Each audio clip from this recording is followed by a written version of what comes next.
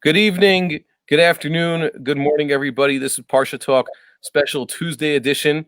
I'd like to welcome our very special guest, the prolific and encyclopedic Rabbi Reuven Chaim Klein the third. There's a yeah. Okay. You might know him as a columnist for the Jewish Press. Writes the column "What's in a Word?" The fascinating investigation of Hebrew synonyms and other Talmudic and biblical lore. I really enjoy it. Rabbi Klein introduced himself to me a few years ago, introduced me to his articles and his research. And we're also happy to report that in honor of the coming holiday, Rabbi Klein is offering two of his recent works here, God Against Gods and Lashon Hakodesh. What's the subtitle? I can't read it there. It's History, Holiness in Hebrew. History, Holiness in Hebrew. You could get both of them on Amazon for only $18. I think each one is $18, right? Yeah, each one is $18. Only during the sale. Okay, only during the sale. The promo code is for God versus Gods is 8 candles, the number 8, and then the word candles spelled out, no spaces. And the promo code for Lashon HaKodesh is Hanukkah 8, CHANUKA. That's CHANUKA, UKA 8. And right, without the H at the end of Hanukkah. Yeah, no H at Hanukkah. It starts with the C, and there's no K. Rabbi Klein, you probably agree with me that the best way to transliterate Hanukkah is with just an H and probably 2 Ks, right? Because there's a dot in the cuff there. And I don't like the silent haze being represented by an H, except in words that have already become part of the lexicon, like Torah. Can't do anything about that. But don't I dispute the idea that there's a best way to translate. The best way to translate is just to be consistent. Okay, fine. As long as you're consistent, that'd be another good way. That's why they're separate languages, by the way. If they were total one-to-one correspondence and rules about how to do this, they would eventually become the same language ultimately. Transliteration is saying it's given us lots of problems. But go check those books out. Use the promo codes. And the sale ends December 20th, just after Hanukkah, I guess. Well, when's Hanukkah? It's just after Hanukkah. So please check that out. And don't forget to check out Rabbi Klein's writings. You can find them online, and you can find them at the Jewish Press. This week's Parashat Vayishlah. We read about how Yaakov Avinu was on his way back to Eretz Yisrael, and he has to encounter his brother Esau. It apparently seems, according to some understandings of Chazal, that Yaakov Avinu went out of his way to incite Esau. He could have just tried to avoid Esau. Instead, he's the one who sent messengers, emissaries, angels, perhaps. Onkelos translates malachim as izgadim, not malachaya, like he would translate angels directly into the Hebrew. So it's apparently emissaries, and that might have gotten Esau all riled up, and that's why Esau's response is to go meet Yaakov Avinu with 400 men. And of course, Yaakov understood that, perhaps to make war with him and prepared accordingly. I have seen, Rabbi Klein, that something very intricate about the trup there, that when it says Ko tomerun ladoni le'esav, Yaakov wasn't telling the angels what to say, but more he was telling them, this is the text of what you should say, as though they read this, Ko tomerun ladoni le'esav, and that's how they used to write letters in the olden days with honorifics. What do you think of that proposition? That makes sense. Yeah. It didn't make sense to me, but I guess everybody else I spoke to says, yeah, that makes tons of sense, and I just couldn't fit it. Rabbi Klein is a resident of Beitar, originally from Los Angeles, studied in the Mir for quite a while, also in BMG, and he knows what he's talking about. I'm going to ask him about a major contradiction that I found in this week's Parasha. This is something that has actually bothered quite a few people.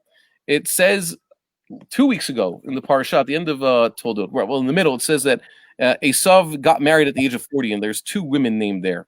There is, if I'm not mistaken, Yehudit, who's the daughter of Be'eri the Hittite, and Basemat, the daughter of Elon the Hittite. Am I correct? Correct. Yes. There's a Yehudit and a Basemat, and they're both Hittite women. And then it says at the end of that week's Parsha that he felt that he was disappointing his parents. He realized they don't like his wives. So he went and got himself a third wife, Mahalat, the daughter of Ishmael, his basically his cousin. And this is a good one. Rav Shechter always says Mahalat. He brings the shtickle Torah. It's a machlokas Sfarim. If it's a kametz or a patach there, Mahalat or Mahalat. The Mincha Shai brings both opinions. Yeah. So someone asked me what's the difference, and I point out, like Rav Shechter says, one is from the language of mechila, which means forgiveness, and the other is from the language of choleh, sickness. And so, which one's which? Is the kametz one about sickness, or is the patach one about sickness?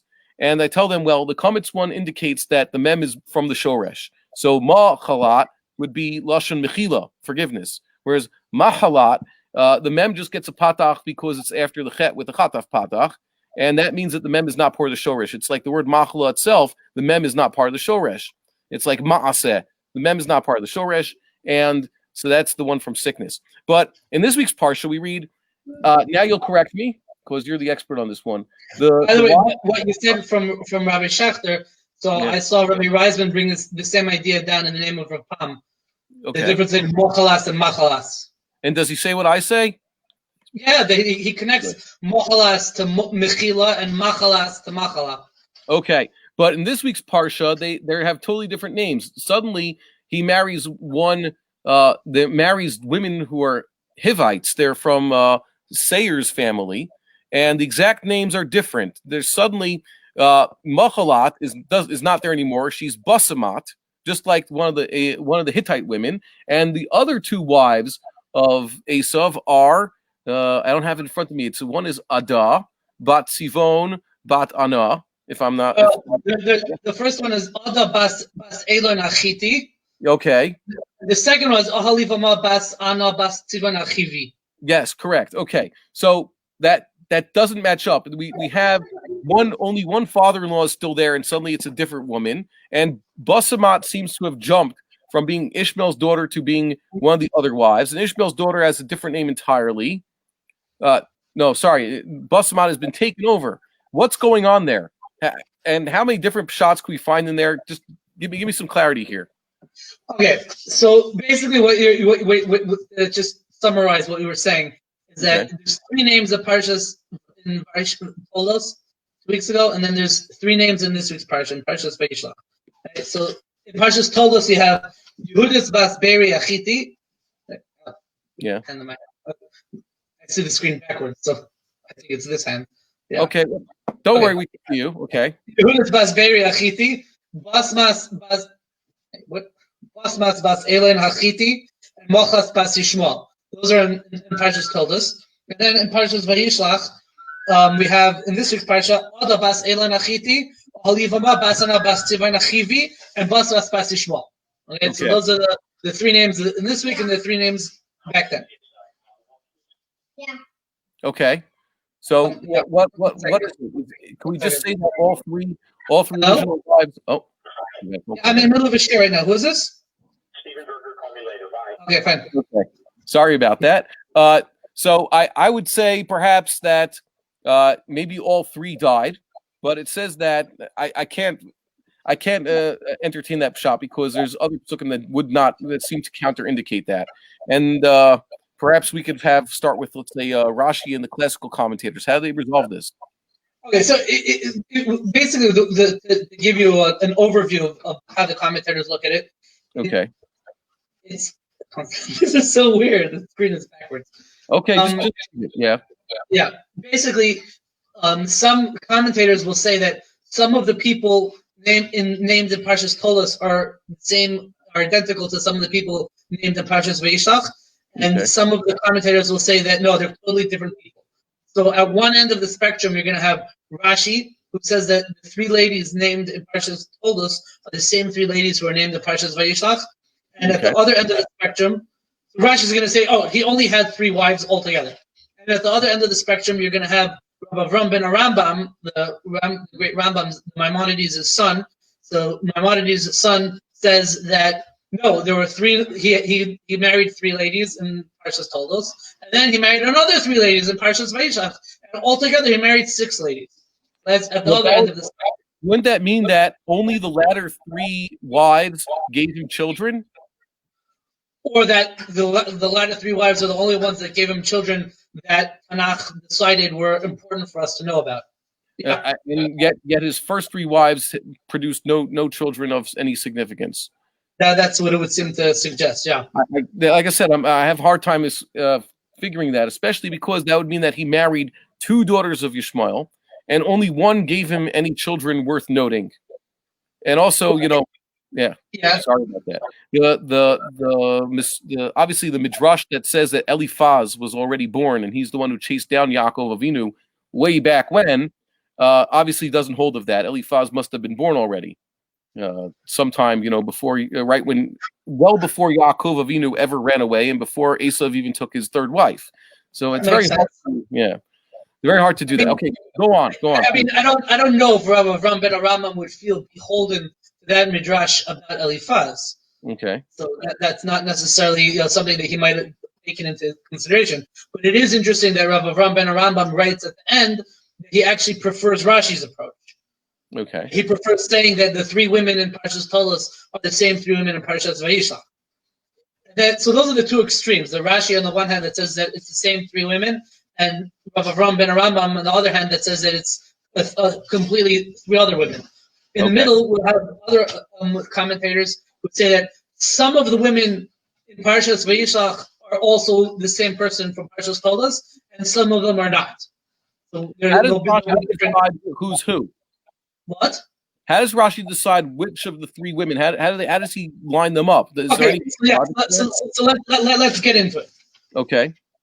So Rashi says Rashi would line up like this. There's two sets of women that have the same parents. Okay, Mochalas bas Yishmael in Parshas Tolos and Basmas bas Yishmael in Parshas Vayishlach are both said to be bas Yishmael, daughters of Yishmael. Right? So Rashi is going to assume that they're the same person, and they're just she's just given under two different names. In Parshas Tolos, she's called Mochalas, and in Parshas Vayishlach, she's called Basmas. Okay. And most of the commentators are going to go with that assumption as well. Most commentators are always going to agree that Mochalas bas Yishmael and Basmas bas Yishmael are the same person. Okay. Rambam not, but Rashi and all the other commentators are all going to say that it is the same person. I actually found that one of them, the Medrash called Medrash Seichel Tov, where he says that Mochalas bas Yishmael is not Mochalas bas Yishmael, but leaving that aside, the consensus of the commentators seems to be that Mochalas equals Basmas. Okay. The reason what pushes them to say that is because both of them are said to be the daughter of Yishmael. Okay, so that's one set of women. Now the other set, there's another set of women that also have the same parentage. Right? There's in Parshas Toldos, you have Basmas bas Elon Hachiti, and then in Parshas Vayishlach, you have Ada bas Elon Hachiti. Right? Okay. So you have two women that are called the daughter of Elon the Hittite. So Rashi says that Basmas bas Elon is the same person as Ada bas Elon Hachiti. It's the same person. Right? The question is, so what's with the name change? Why is it in one place? Why is she called Ada, and in one place she's called Basmas?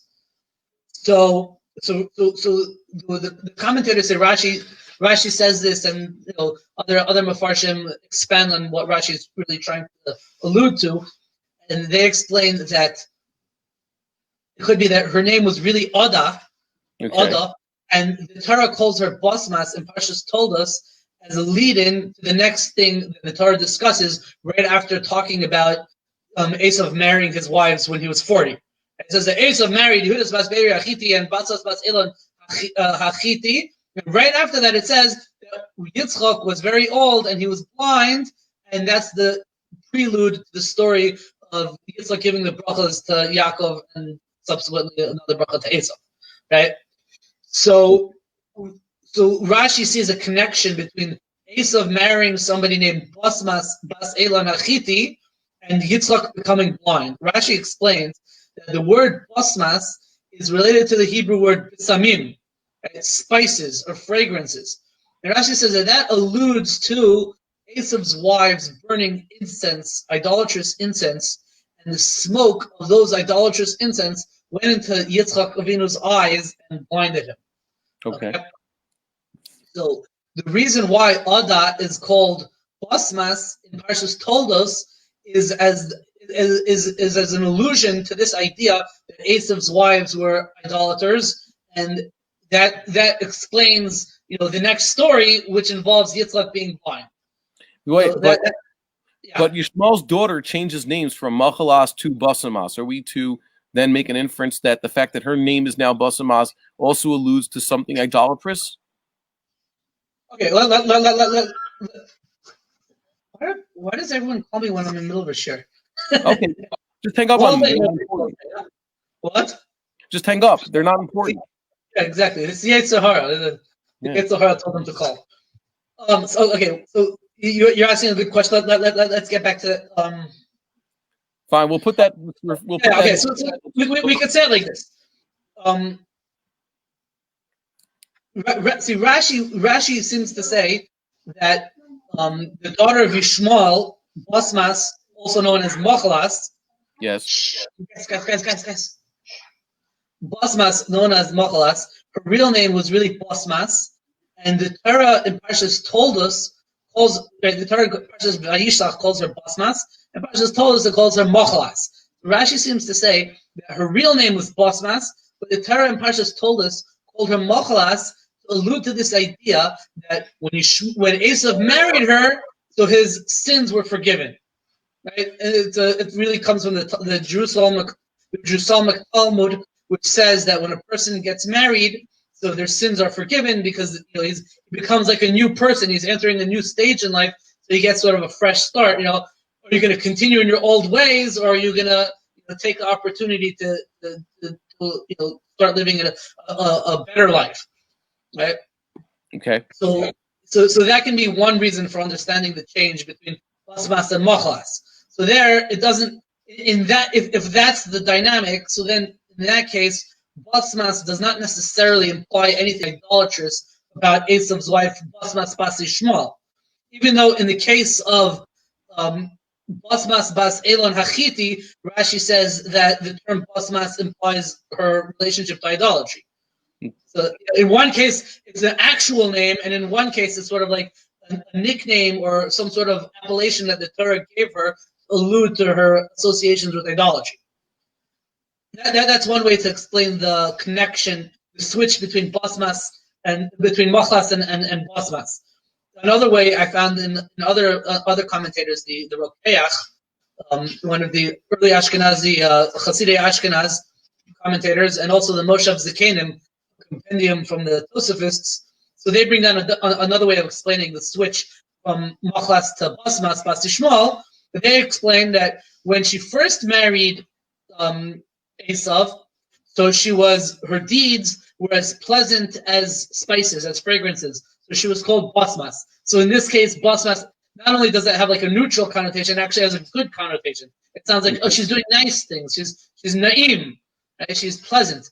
And then as she married Esau, she became more bitter and hardened, and her name changed to Machlas, which is like a malady. Yeah. It's a very interesting drush. It's funny because in the order in the Torah is the opposite. In Toldos, she's called Machlas, and in Vayishlah, it's called Basmas. You would have expected it to be vice versa if that's the case. And also, I know there's a similarity here.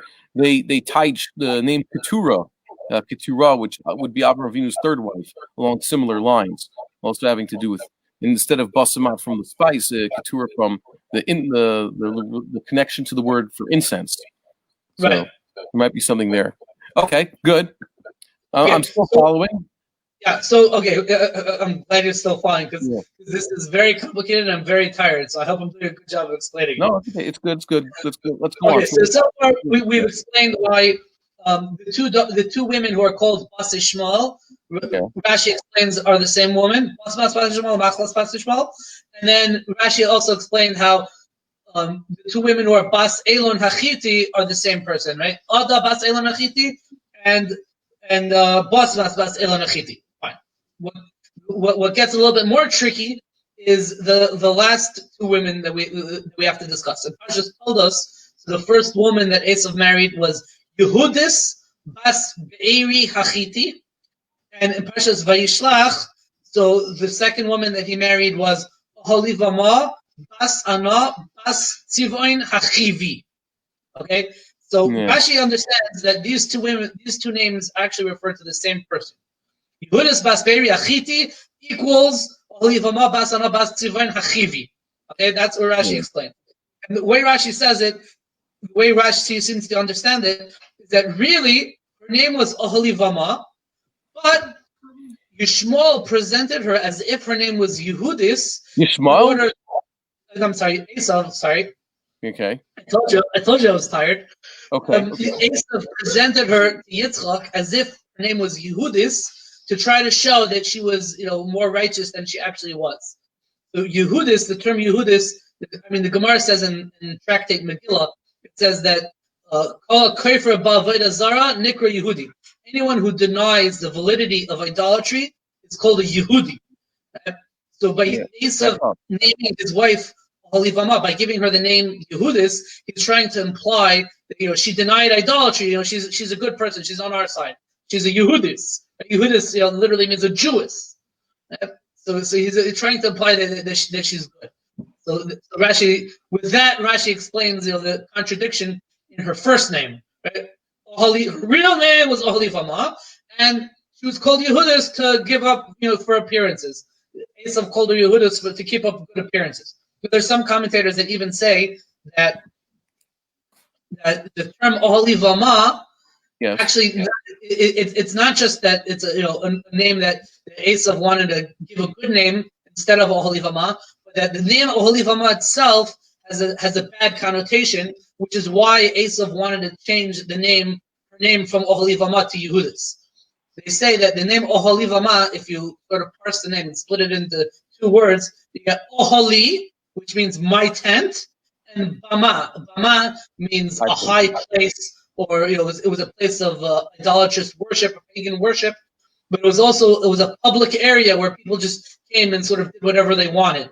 So the commentators insinuate that this lady Oholivama was sexually unscrupulous, and her tent, meaning her private domain, was actually like a bama. It was open to the public, and anyone could just come into her tent and do whatever they wanted. Right? Okay, don't forget. So the name Oholivama has a bad connotation. So because of that, Esau wanted to cover it up and call her Yehudis. Yeah, what were you going to ask? No, I'm just saying this is the PG Reader program, so good thing we spread for sure. Okay. Okay, so that's how Rashi explains that Oholivama Basana Bas Tivan Achivi equals Yehudis Bas Be'eri Hachiti. Okay. Now, the problem with what Rashi says is that only accounts for the name of the wife herself. Oholivama was her real name, let's say, and Yehudis was her fake name, her AKA. But how does that answer the name of her parents? Oholivama, her lineage is given as Oholivama, the daughter of Anna, the daughter of Tzivon, the Hivite, and Yehudis is given as Yehudis, the daughter of Be'eri, the Hittite. So who was Esau's father-in-law? Was his name Anna or was his name Be'eri? And was his wife Yehudit / Oholivama, was she a Hittite or was she a Hivite? Right. So those. Not only that, it's also confusing here. It says Bath Anah and then Bath Tzivon.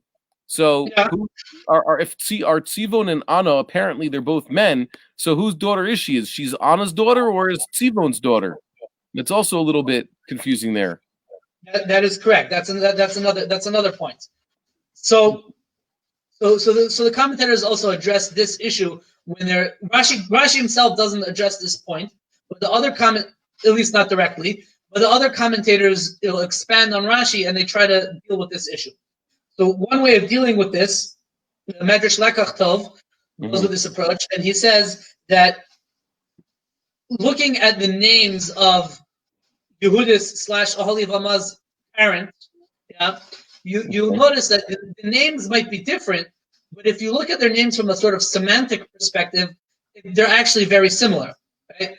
Anna is related to the Hebrew word Mayan, wellspring, and Be'eri is related to the word Be'er, a well, right? A wellspring. Also, there's the same idea. So Holivama / Yehudis, her father, whatever her father's name exactly was, it was something related to wellspring. Whether it was Anna or Be'eri is sort of getting into the details. But from a semantic perspective, Be'eri and Anna, it could be the same. It could be the same person, and it's sort of the same word, similar words referring to the same person. So now I'd like to hit you with that a little bit. When I see the name Anah, I don't see a dot in the nun. I see a silent hey at the end. I see the shoresh ayin nun, silent hey or silent yud, as opposed to the shoresh ayin yud nun, which they're not exactly the same thing. It's like the difference between the shoresh shin vav vet, which means to return, and shin bet silent hey, which means captivity. So I'm a little bit skeptical about that shot. Well, I mean, you're right if you're going with technical diktuk, right? But onomastics doesn't always follow diktuk. Yeah, okay. Right? Like what does it say about Shmuel Hanavi? Right? Why was he named Shmuel Hanavi?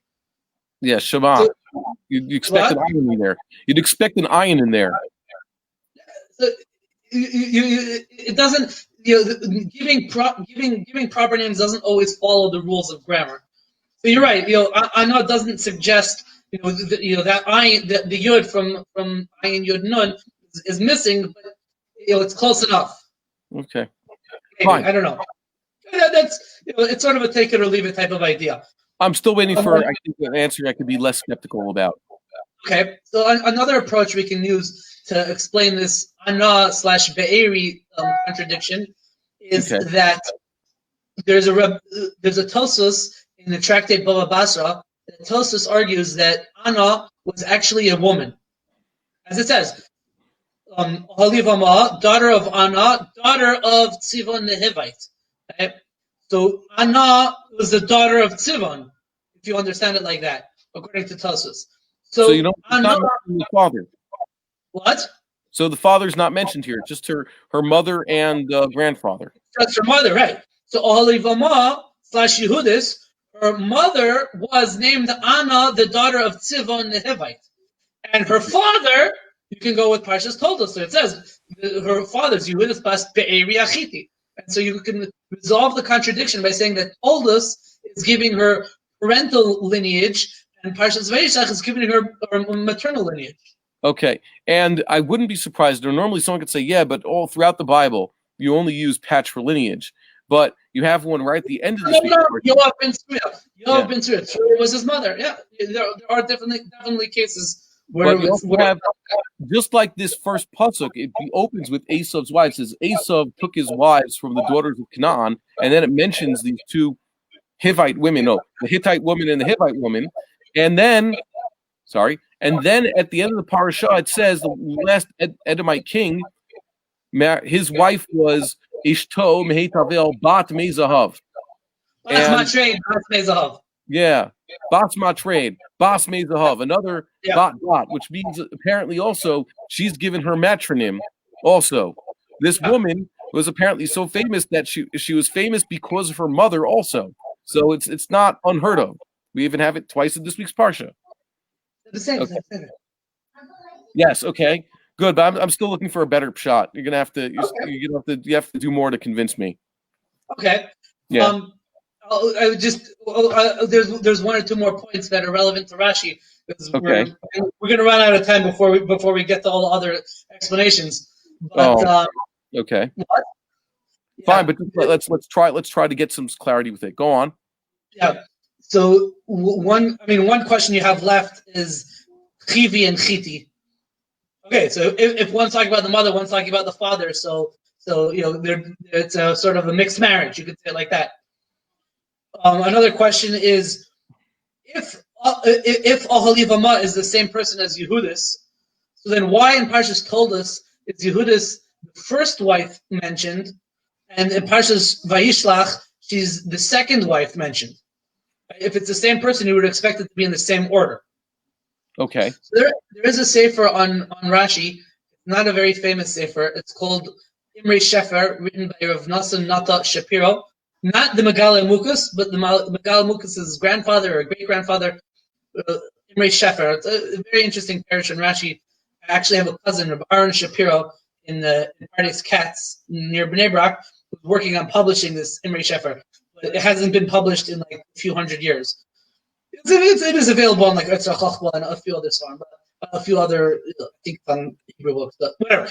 In short, the Imre Shefer says that, in a very simple way of resolving this issue, it says that in Parashas Tolos, the Torah is going in order of when or which wives Esau married. So it's saying, first he married Yehudis, then he married Basmas, and then at the end of the Parasha that he married Machlas. And then in Parashas Vayishlach, in this week's Parasha, the Torah is telling us, it's detailing the progeny of Esau, his descendants. So there it goes in order of, let's say, in birth order. So he might have married Yehudis / Aholivama before he married Basmas / Ada, but it would seem that Basmas / Ada had children before Yehudis / Aholivama. So therefore, in Parshas Vayishlach, it's going to mention Ada before it's going to mention Aholivama. Even though Parshas told us Yehudis is before Basmas. That's one point that he makes. Okay. Yeah, he has an interesting diuk.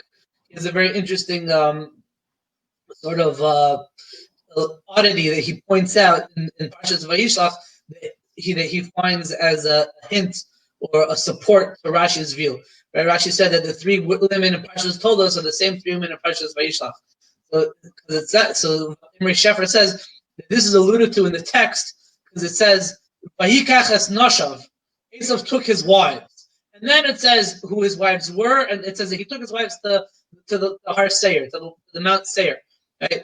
As if you know who his wives already are, as if we were already introduced to his wives, right? But if the women in Parshas Vayishlach were different women than in Parshas told us, so how could you refer to them like with a pronoun like his wives without explaining who they were, and only afterwards explaining who they were? So he says from that this supports the idea that the women in Parshas told us are again mentioned in Parshas Vayishlach, and it's not separate women. So that's his view of Rashi in a nutshell. Okay. I want to move forward to the next explanations. Yeah. Please. Yeah. So Rashi in the nutshell says that Esau married three women in total. The same three women in Parshas told us are the same three women in Parshas Vayishlach. Rashi's grandson, the Rashbam, takes a different approach. And just to give a little bit of background where I like to think that he's coming from, we know that Yaakov Avinu married four wives. Right? Rachel, Leah, Bilhah, and Zilpah. Four wives. Right? The Mekubalim say that this is the Rosh Tevis Barzel. Barzel is Bilhah, Rachel, Zilpah, Leah. Right? Okay. Barzel. Yaakov Avinu had four wives. So King Solomon in his great wisdom writes, Zel u'mazel asa Elokim.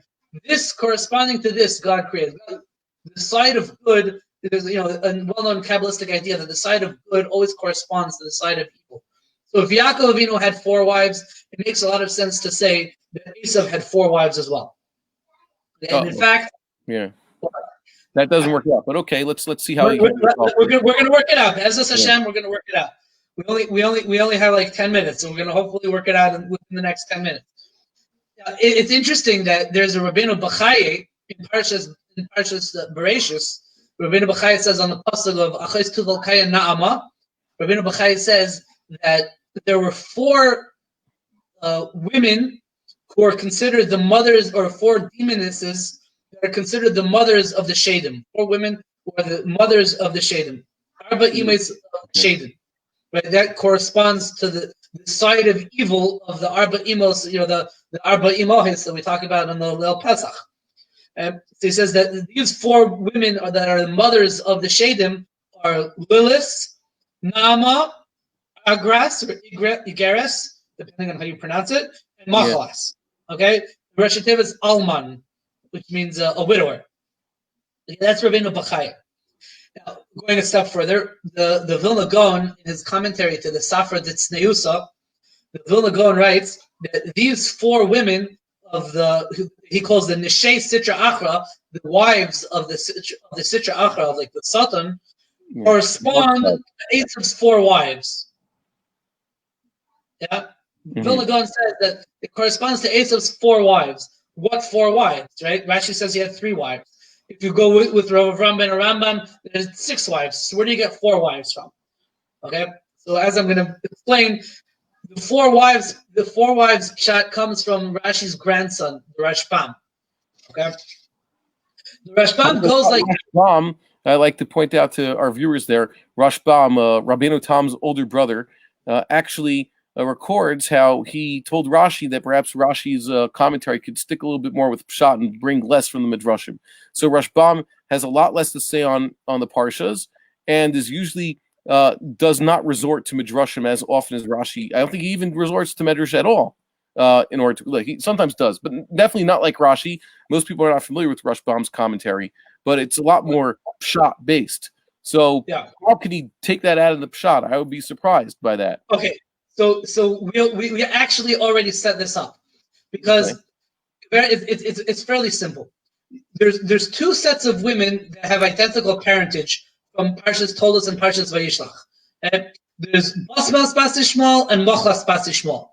So that Rashi assumed were the same people. The Rashbam goes with that assumption as well, and it's a fair assumption to make. Mochlas Bas Ishmael equals Basmas Bas Ishmael. Fine, given.